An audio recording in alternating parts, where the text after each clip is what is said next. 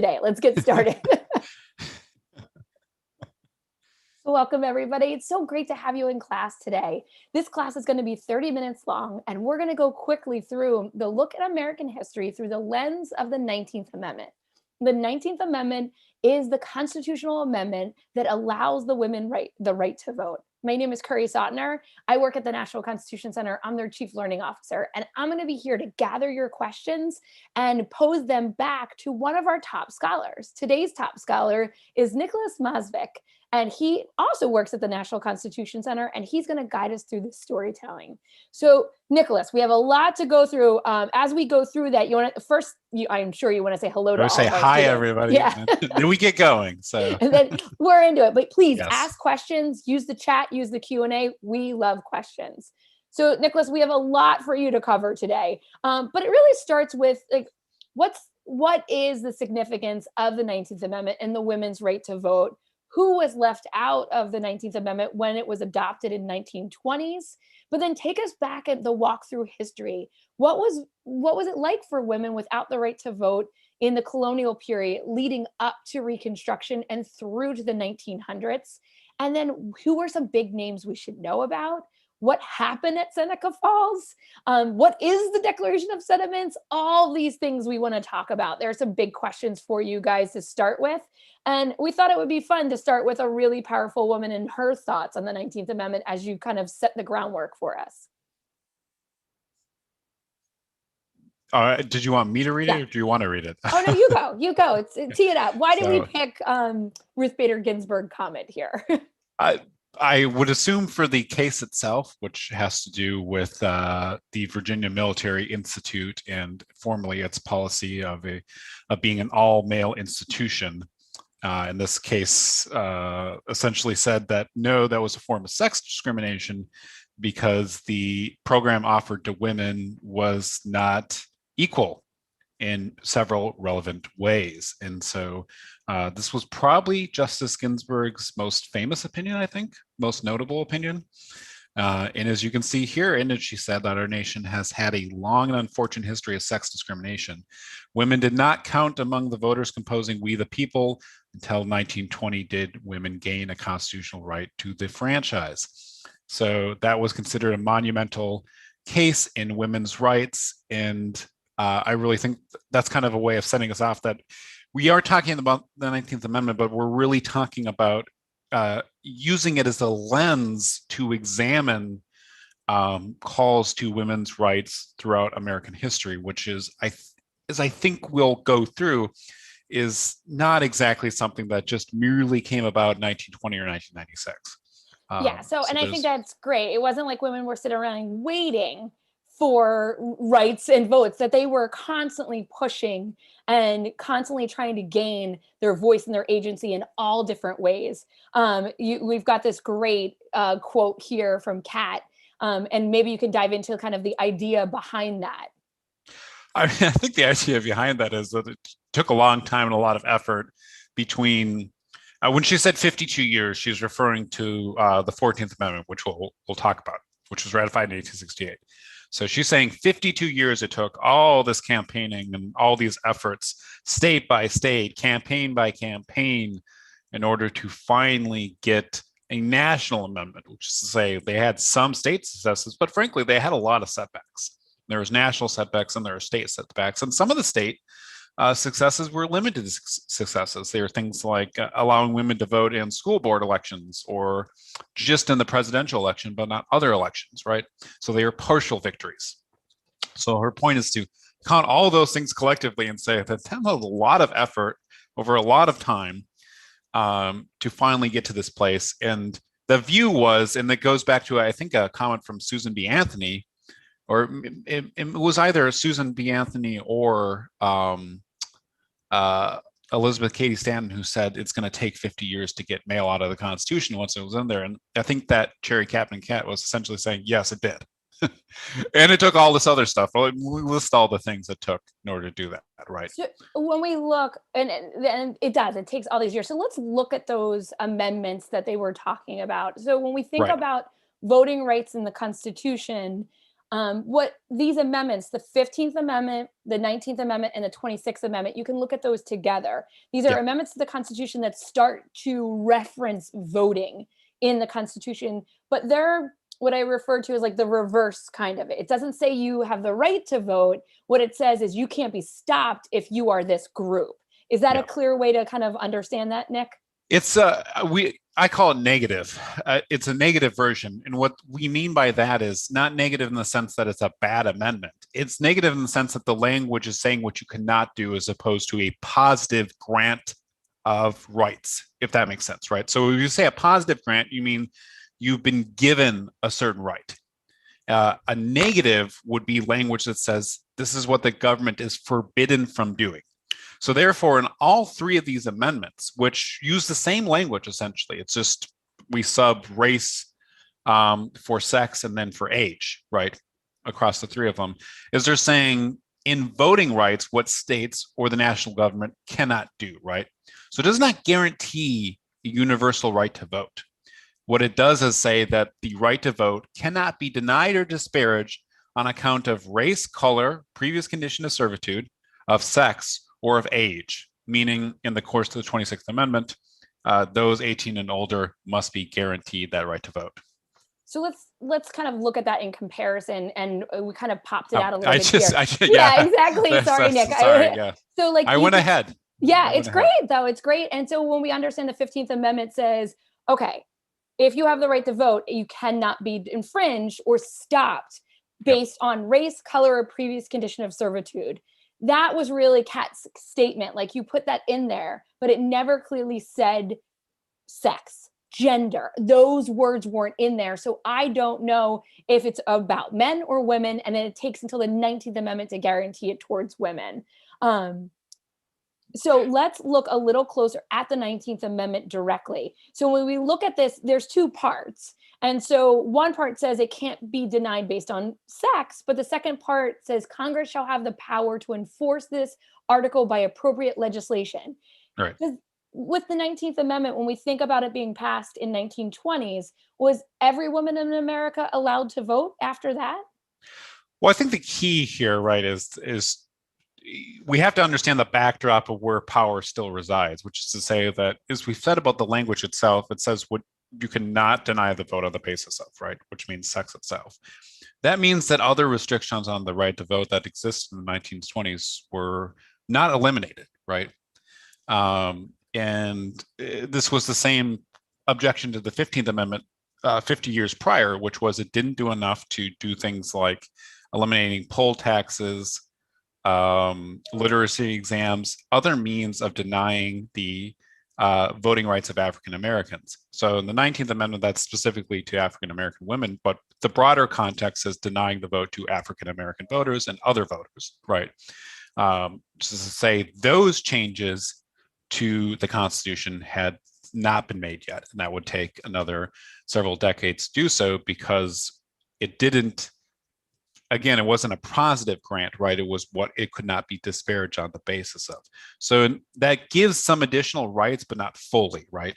So I only say that again to say that we shouldn't view this as saying like it didn't make a change. It didn't, the change was relatively limited in the sense of it was written to say what the government could not do, but that also means that governments, specifically state governments, retained certain rights that they and powers that they always had over the voting rights and election laws of their own states.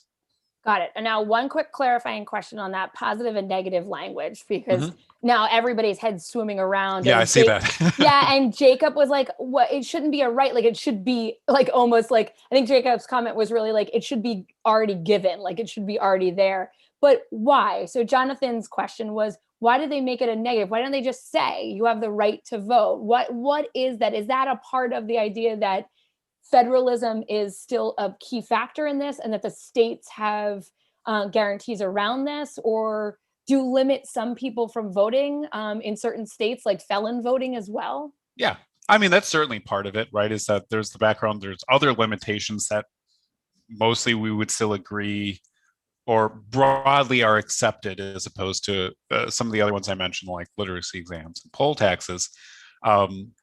the 15th Amendment, there was language that would have been more universal, that would have also guaranteed women the right to vote, that would have eliminated certain restrictions on voting, but it didn't go forward. There wasn't enough agreement on it, even though there was draft language that would have been more of a positive rights guarantee. Part of that is because our language of rights has changed over time. Might even add a little bit of confusion, might be a little bit more confusing, but as this is to say is always keep in mind the way that we look at things in 2021 is not really necessarily the way that people understood their world in 1791 or 1861. So our language of rights has shifted. Our emphasis on voting itself is a shift. That's a dynamic shift in the 19th century, but it is one in the modern period as well. And yes, there has always been this traditional part of federalism, which allows states to make certain decisions, which is to say, generally we still allow states to decide outside of these certain boundaries of who is allowed to vote. And so that does include felon restrictions. That includes, non-resident voting, things like that. All sorts of things, right? That's even the debate over mail-in balloting, for instance. That has to do with states making their own laws as to whether or not you can do certain types of absentee voting, right? Yep. So those are those kinds of traditional decisions that say that, well, we don't have an affirmative guarantee because election by election, states also control their own elections, right? It's all this mess that's going on in the background in terms of what that actually looks like, right? So your question is the starting point of this larger idea of, don't we have this share of the representative portion of constitutional government, but then there's all these other questions that we broadly leave to the states. Yeah. And I think this is very hard for a lot of our students to understand. It was hard for me to understand it. Is like, it's just not a guarantee that this is something you have to push and fight for and then write amendments into the Constitution so you're not denied or infringed this. What we believe is like essential right was not believed as an essential right. So that flashes us back in time to say, what were they thinking about it then? And what looking at, women's rights in early America around this. And, a question that popped up from the students is, prior to the 19th Amendment, would being a man but classifying as a woman deny you the right to vote? So if you believe that you were a female, but your sex is deemed as a male, would that stop you from voting as well? How do you know any stories or cases around this? I frankly have no idea. Yeah. Okay. Because that wouldn't have been, again, that to me would, as a historian, I would view that as a language shift. That that wouldn't have been very public information. It's unlikely that there wouldn't have been much of registration in the time. So I don't even know what evidence. It would probably be pretty limited. I'm sure that there's histories of this. But I'm just not sure how much evidence there would be, precisely because the language and understanding of that has changed so much in the modern period versus where it would have been in the 18th and 19th century. So, I mean, we have evidence that for instance, of like women being soldiers by acting out as males in the American Civil War and other periods as well. But that's partly because they told us. So they would have had to tell us that they did this, but we wouldn't necessarily have that from registration or denial or anything like that. So I'm not sure how best to answer that, because it feels to me that there's probably pretty limited evidence on that. What we know more generally is about women and women voting, even in the early period. I think that takes us here. One thing I'll note is that before 1776, there were women who voted in certain colonies. Women had a share of the vote in several colonies. So it was almost better before the Constitution? In some regards, they hadn't thought about it as much because their power in representative government was limited. In other words, think of it as that part of the reason for wanting independence is precisely because their relative powers were limited anyways. They wanted more of a share of being in part of the empire. They didn't really have that. Their provisional colonial governments were mostly royal governments anyways, so the assemblies wouldn't have had as much power as they wanted. but women would have had some right to vote in some colonies. In 1776, that gives us some of the background as to why New Jersey, for instance, did allow women to vote under their initial constitution for 31 years. And it wasn't until Massachusetts and New Hampshire wrote their new constitutions in 1780 and 1784 that they actually denied women the right to vote. So those are shifts, but they also have something to do with constituting new, more powerful governments. And they bring about questions of representation, which is actually what you're indicating. That's kind of my point is this is all about representation. So they actually have to start thinking about this and think about who's represented, what does representation mean? And I described this in our last class as kind of the 18th century way of thinking of things. It's not an emphasis on the right to vote so much as it's about representation and what that looks like. If you think women have particular roles in your cultural and political life, then representation will take on a different form. What I mean by this is the theory that they would have had is what we call domesticity, in the sense is that women within the home had particular powers, right? They were more moral than men. They had greater influence over the lives of family and children. So their best contribution to society was to instruct the family in the virtues and morals necessary to uphold a nation. It was not to essentially be part of the immoral and dirty and awful society that was out there, right? The idea is that political society, economic society is bad, basically, and it's ugly. And that therefore that's the way they started construction, these roles, right? Is that's how people came to think of, well, women are represented by men because women's particular role is different, right? There's what we call separate spheres, is the notion of the home versus the outer world. And it's that kind of thinking that leads people to think, well, women don't need the right to vote because they're represented is that family by the vote of the male head of the household, essentially, right? Got it. So it's like, and this is very like hard to say out loud, but it's this idea of women are in the home being protected from the ills of society. Yes. And that the male husband would be the one that speaks for the entire family because that's their duty as well as like their piece. Okay, that's all really hard to stomach. I understand. Essentially, yes. Essentially. But when we talk about this, not all women are at home, only working at home. There's a ton of women working the farms, leading so much. It's just like almost like this false notion of how women aren't really doing all this work and interacting with society, that they're not just like isolated little vessels in their beautiful mansion in the hills. Yeah.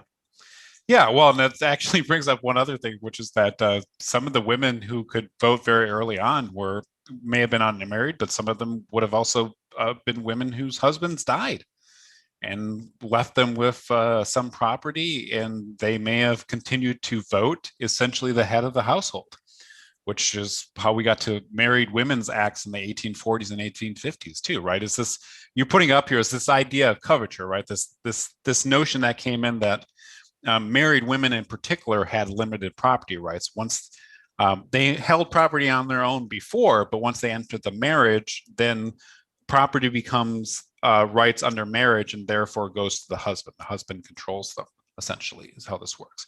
Which is to say, when you get married now, you still actually have joint property. It's just there's no longer a rule that says that the male head of the household controls all those things.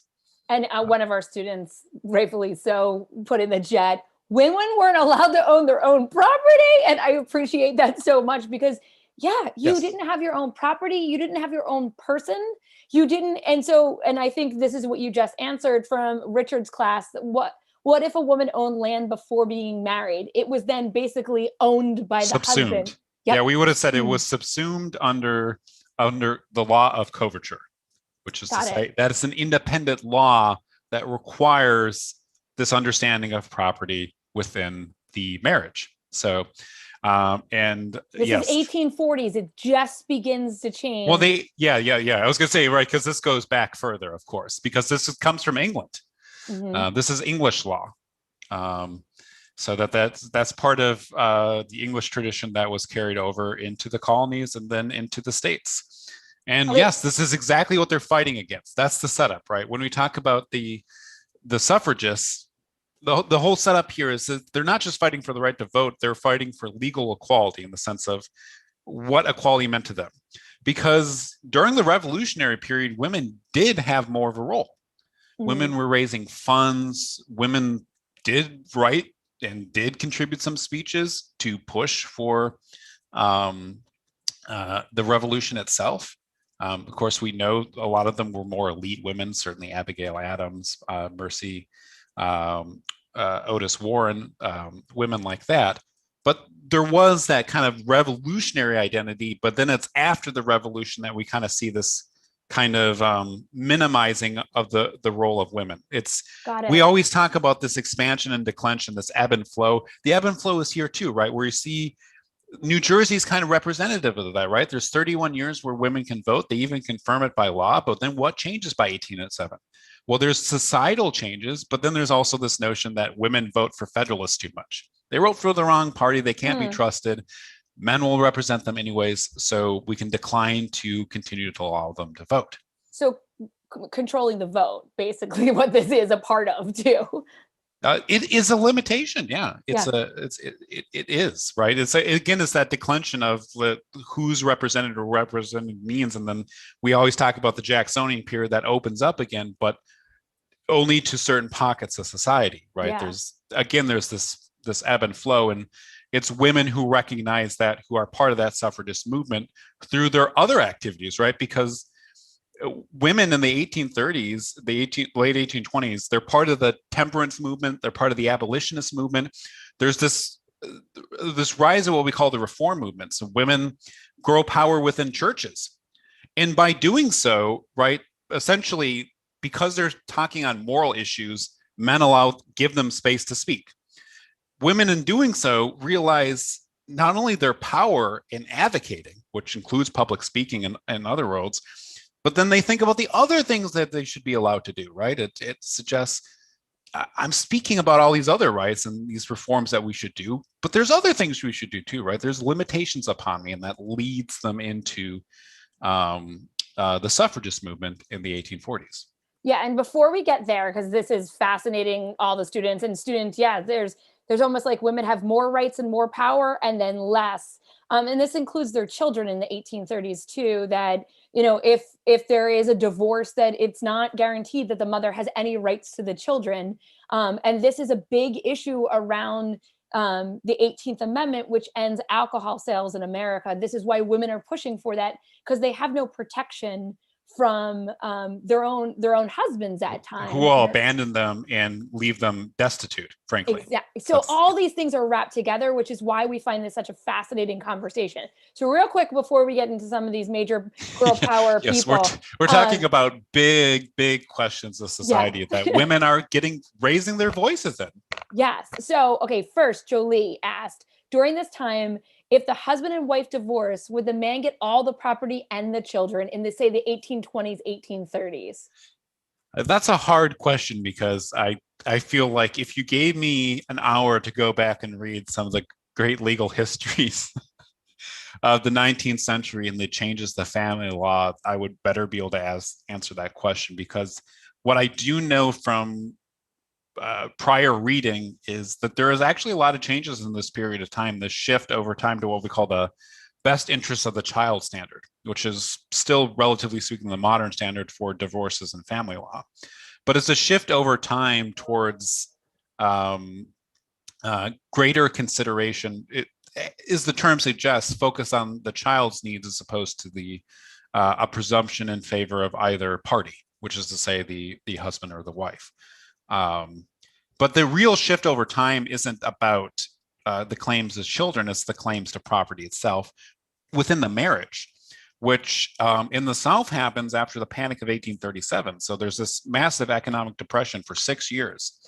And there's a fear that, frankly, of in Mississippi and other southern states of losing slave property within family households. So women, it's not the only reason, but it's one of the reasons, right? There's an economic panic, and there's a sense that women have to be able to have control of family property if the man screws up, essentially. I'm distilling it, but it's to say is the fear is men had made bad investments. They would destroy their families if the women were not allowed to have legal protection from lawsuits against the male head of household who had, again, frankly, made bad investments. That's what it was meant to do, is to protect the family itself by giving married women restoring some of their rights to property. Awesome. And that was a whole bunch of questions we had in the Q&A that you answered by doing that piece. So thank you. Now, let's kind of get us up to the 19th Amendment, because a lot of students want to know more about what's the gap between the 19th Amendment and the Voting Rights Act of 1965. So let's begin with these two ladies and the Seneca Falls Convention, and then we can jump quickly to kind of the big changes. So yeah, I mean, tell us about Lucretia Mott, Elizabeth Cady Stanton, some big names we should know in kind of this first wave of getting this amendment on the books. Mott fits what I was talking about before. She's one of these women leaders in the reform movements for decades, but before 1848. So she's already a major figure, including in the abolitionist movement. And Elizabeth Cady Stanton, at this point, she's a young married mother who is working to try to put together this convention in New York, the Seneca Falls Convention. Frederick Douglass, the notable abolitionist, actually is one of the attendees. He was known as a supporter of the suffragist movement. And Mott and Stanton disagreed about what should be in the Declaration of Sentiments, which was the document they put together to release publicly to say what they were demanding, right? It was their Declaration of Independence. So they said, rather famously, they repeated the language of the Declaration, but they added to all men are created equal, all men and women. And then they added 12 demands, as Kerry has here, just like the demands in 1776. Instead of the king, it's the demands to men. And what do you need to do to recognize legal equality for us? Well, they had a lot of things. We just talked about some of them, right? Is that, look, we want our property rights back. We want equal pay because women not only are working, they've been working for decades. Look at the Lowell mill women in Massachusetts, right? The women in factories who are working. That goes to the question about unmarried women, right? Well, they're in the view here too, right? Education is part of these reform movements too. So it's the sense that women don't need to just be educated as women; they need to be educated as citizens of the United States, right? It's that. And then the disagreement between Mott and Stanton was about the claim to the right to vote. Mott and others who dissented thought, well, we should start with legal equality. Let's start by winning at states. Let's get some reforms. Let's get these married women's property acts. Let's build up this movement over time. But I think what Stanton wants is like, no, let's make the demand now. And let's keep making this demand because we need our share of representation. That goes back to what I was talking about, right? It's the sense that who is part of American democracy? What does it mean to be a part of a democratic republic, right? To have a share of the representation, you must have a vote, was the sense of women like Stanton.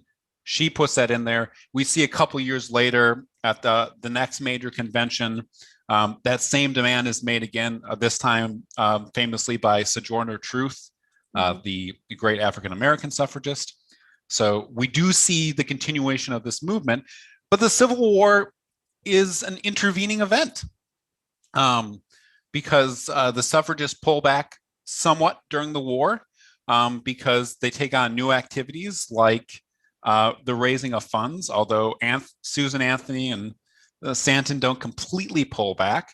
But they do things like pushing for the 13th Amendment in 1864, along with Frederick Douglass. They are part of the major force in the North pushing for a constitutional amendment to end slavery permanently, right? So those forces over time.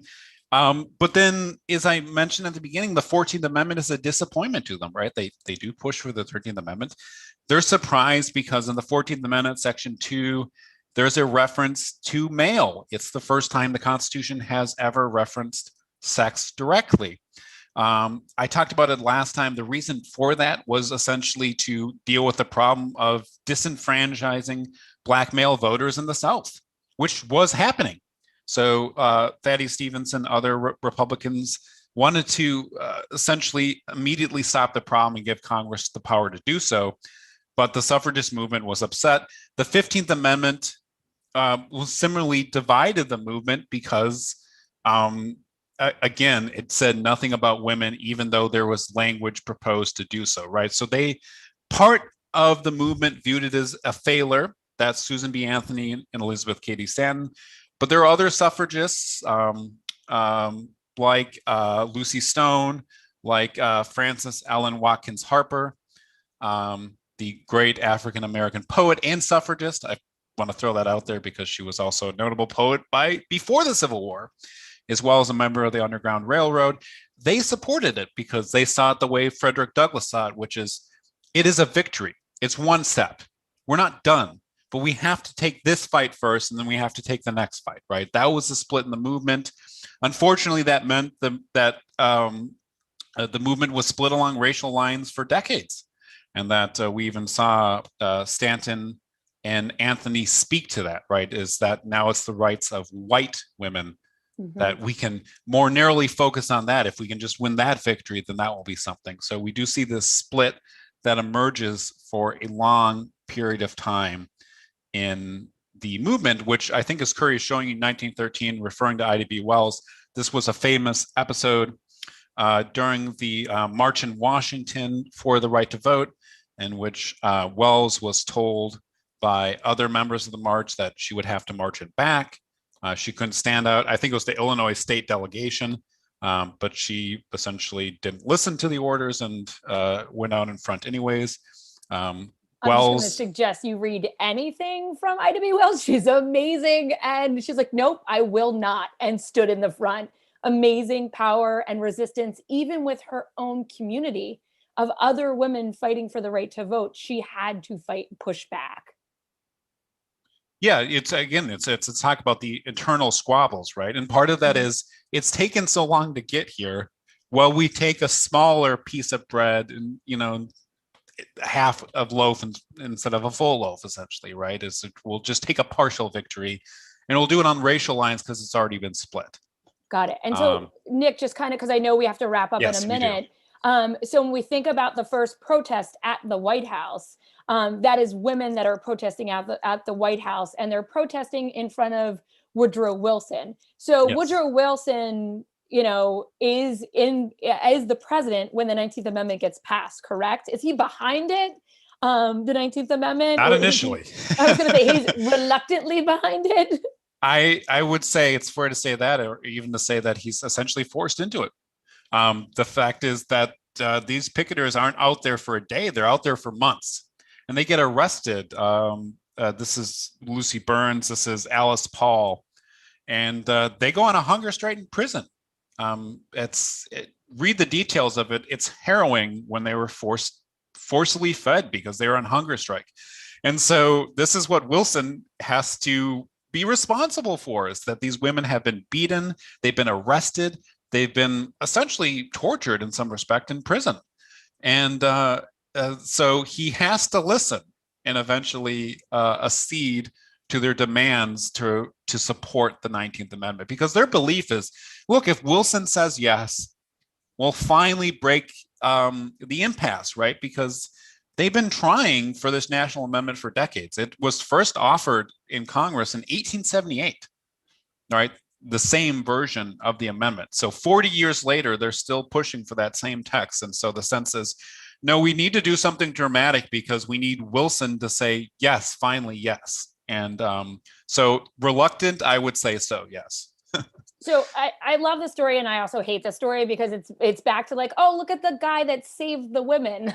And we don't want to tell that story, but it is a fascinating story, really about his mom. Could you tell me about Mrs. Byrne and how she basically ensured that her son helped the 19th Amendment get passed, and by making sure that women had the right to vote?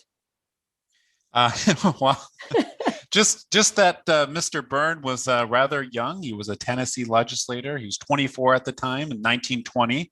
So remember, it takes a couple years to get ratified. It's not till 1920. And he planned to vote no, but his mom gave him a note asking him to be a good boy and to vote for ratification. It was signed with lots of love, Mama. And so Byrne surprised everybody by voting yes. He was convinced by this note, this young legislator, just to say that yes, this is the final state that had to ratify for the 19th Amendment to become part of the Constitution. Awesome. So real quickly, as we kind of look through this, 1920, the 19th Amendment is ratified. It gives women the right to vote, but very quickly, there's rollbacks in the states. So remember, voting, how you vote, where you register, that's all up to each state. That's an example of federalism. The national government and our Constitution says it cannot be denied upon based on sex, but the state can say how it's done. They can't deny it based on sex, but they can do other things that quelch, limit, or suppress people's votes. And so we had to watch many African-American women fight for the right to vote, even way past the 1920s until 1965. So can you really quickly kind of give us the walkthrough and how the continued fight for suffrage and the Voting Rights Act of 1965 really had to keep going to ensure all women the right to vote? I think it's important to note that the Voting Rights of 1965 is based on the 14th and 15th Amendments. So it doesn't, in fact, cite the 19th, but that's primarily because it's written in general language. It doesn't need to because it's written in a way in order to empower the national government to protect the voting rights of all people, including all people of color, and to attack state voter discrimination efforts, like some of the ones that I had cited. But of course, those aren't the only ones, because there are also extra legal means of suppressing the vote, including the threat of violence, of course, as well. So the VRA was passed with, in particular, again, citing the 15th Amendment's Section 2, which is the enforcement clause, right? This is an enforcement measure, but the 14th Amendment guarantees to all citizens. So I actually think the interesting thing is that the women who argued in the 1860s and 1870s that the 14th Amendment, by recognizing citizenship of all, recognized their own citizenship and therefore should have given them the right to vote as a privilege or immunity under the 14th Amendment, may have been partially right, because this the Voting Rights Act of 1965 ultimately was going to protect all voters and only needed to cite the 14th and 15th Amendment. I think I just realized that, so I just said that. But that strikes me as an interesting comment on how much changed and didn't change over about 100 years. But that it also says the power of those 14th and 15th Amendments as well, right? Is to say that this is why we don't just talk about the 19th Amendment, because we have these other amendments that had a lot of potential to them in terms of enforcement power and the rights therein guaranteed. So that's part of the story too, right? That they're always there. What does the 19th Amendment change? I think it's its own question, because we had Alice Paul offered the ERA in 1923. The Supreme Court itself, in a couple of opinions, suggested that the 19th Amendment already gave women full equality, that they could no longer be treated as physically lesser beings in need of state protection. So that's not something that continued, but it was offered as an interpretation, in particular by Justice Sutherland, in a handful of cases. So it's an interesting thought. He had been a supporter of the 19th Amendment in Congress and then became a justice of the Supreme Court and said, well, look, I mean, the 19th Amendment isn't just about the vote. It's about equality. Well, that's an interesting notion to leave us with too, right? Because I see a lot of questions that were coming in about that, but it's not as if there weren't people who said that, well, no, it's not just about the right to vote, because the whole impetus here, everything we're talking about, isn't just about voting. It's voting represents something, representation represents something, but it's really about equality before the law, right? That's what the fight's been about the whole time. And I think that's awesome, Nick. What a way to kind of wrap it up. The fight for the vote is really for the fight for equality under the law for all women across our country and over time. Now, what I'm going to do is I'm going to wrap up class now, stop the recording. But students, if you need to go, it's okay to jump. You can jump and have fun. I'm glad you had so many awesome questions today. But if you can stay, we're going to go through all those questions right now. So hold them tight. I might ask you for them again. Thank you, Nick, so much for this whirlwind tour of the women's fight for equality. And that's really how we should frame this.